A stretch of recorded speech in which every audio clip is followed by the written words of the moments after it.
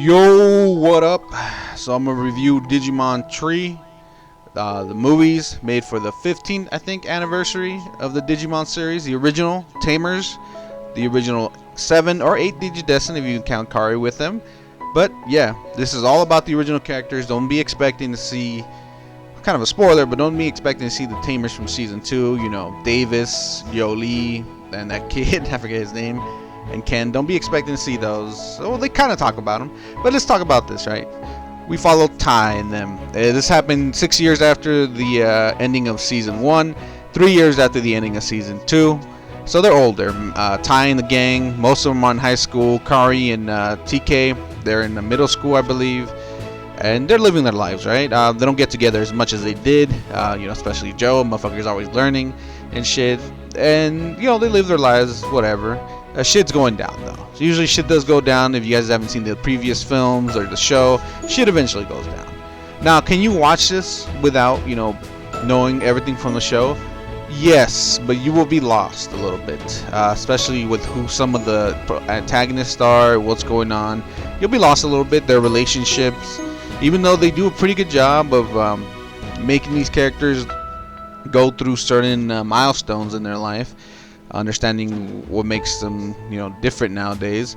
You kind of, without having the previous knowledge of them, it kind of goes out the window, such as Kari's relationship with her brother Tai, TK's relationship with Matt, Joe, Izzy, who he is, Mimi, and who else is there? Sora, especially Sora. So if you don't know all that, it's kind of be a little, lost, but whatever. One movie I suggest watching is, I think, Digimon Evolution X or something, just because I didn't watch it, and one of the antagonists, I was like, who the fuck is this guy? So be ready to watch that. But yeah, great films. The first one was kind of boring. It's the intro to everything, explaining what's going on, that these infected Digimon are going into the weird world, causing all sorts of problems with electronic devices and shit. Your basic, fuck, my phone's not working kind of deal. And the time this is set is 2005, so people already have a lot of cell phones, flip phones, stuff like that.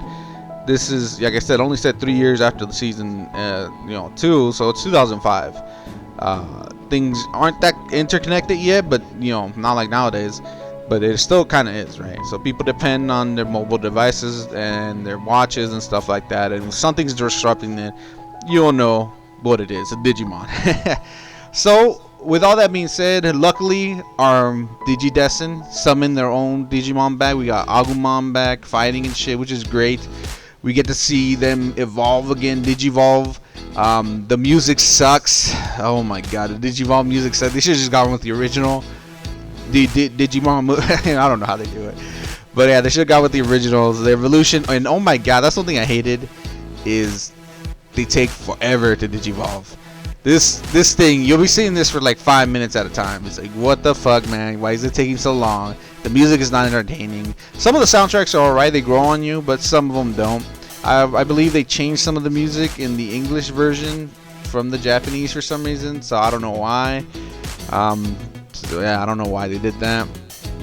What was I saying? Oh yeah, so Digivolutions are great in these movies. We actually get to see some of the Digimon that never went past the ultimate level go to the mega level. The only ones we know of before these films were Matt, TK, Kari's, and Tai's. Tai's and Matt's, of course, become War Greymon and Metal Garurumon. TK's and Kari's you saw in the film, the Digimon movie that came out back in, when did it come out? Fuck. Early 2000s, I want to say. So we get to see those, but now we get to see everyone else. Izzy's Digimon go fucking mega. Mimi's, Joe's fucking... Did I say Izzy? I'm fucking skipping someone. Yeah, we get to see all their Digimon go fucking mega level, which is great. I finally get to see that. Never seen that. Maybe they've been in other shows, I don't know. I've only ever seen Tamers 2, 1, and whatever Digimon Season 3 was. I don't know.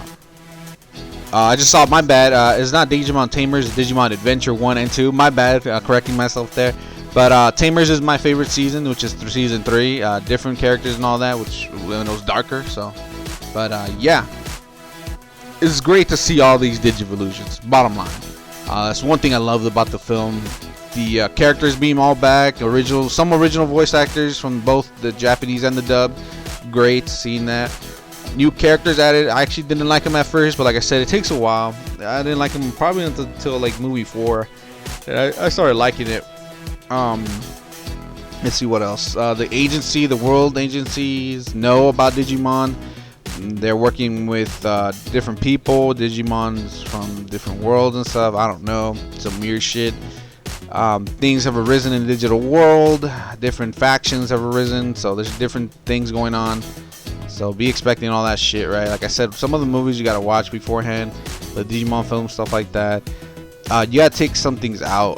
You gotta play dumb in this film, because they've done this before in other films, where they're just focusing on the original Digidestin, right? So you won't see the second cast of Adventure Season 2, right?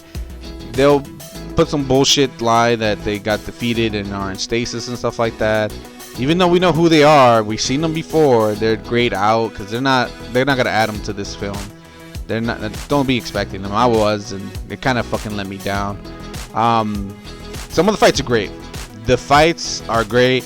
I love the fights, and I'll talk about more of that right now. But first of all, let's get right into our characters. If you don't know who they are, we got Tai and Agumon. He's the leader of the group. Used to be very brash and stuff. Learned from his mistakes. Has grown up. Throw some interesting quotes out there, such as, I feel like the older I get, the less I understand, kind of bullshit, which is great.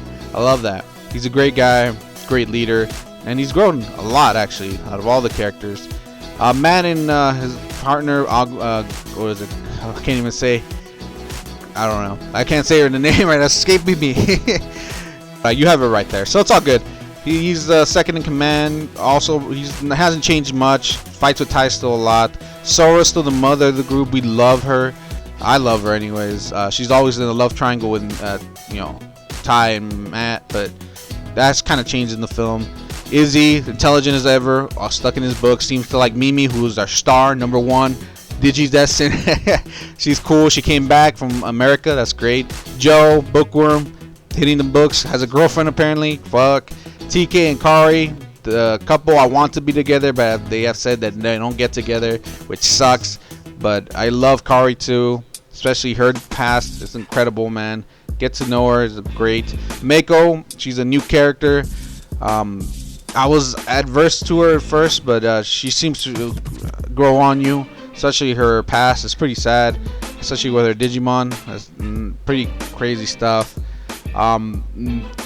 There seems to be some relationship forming with her and Tai. I'm not 100% on that, but we all know that Matt marries Sora. I think that's canon. So I'm sorry for spoiling that if you didn't know that. All right, but yeah. Maki Himikawa. She actually, this is something interesting that I always had a question about, especially in the old show, who the original Digidestin were. They always talk about them. Maki is one of them. Her Digimon sacrificed himself in order for her partners, her friends Digimon to evolve into these powerful beings who later we get to see in the show, and the actual original show, as the Guardians of the North, East, and West, and South.